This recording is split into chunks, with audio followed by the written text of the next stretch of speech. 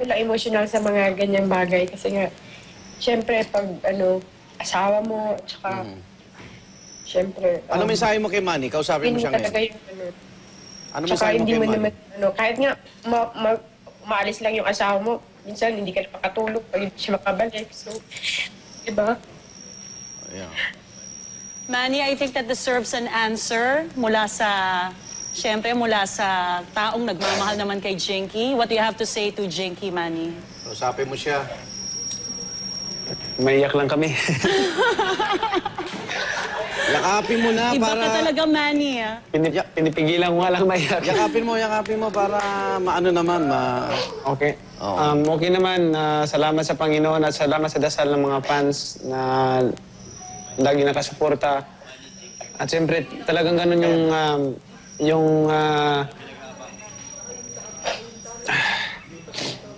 talagang ganun yung Sige, Manny, maunawaan ka namin kung bibigay ka. Okay lang yan. Talagang minsan Pero sabi nga ng mga Pilipino, magkakasama tayo nung nananalo ka, nasa ibabaw ka, mas lalo ka namin sasamahan ngayon. We are very proud of you, Manny, and we love your family. Nananatili ka pa rin kampiyon sa puso namin kung ano man naging resulta kahapon, ha? Woo! Manny, kausapin mo ang mga kapusong nanonood. okay lang ako.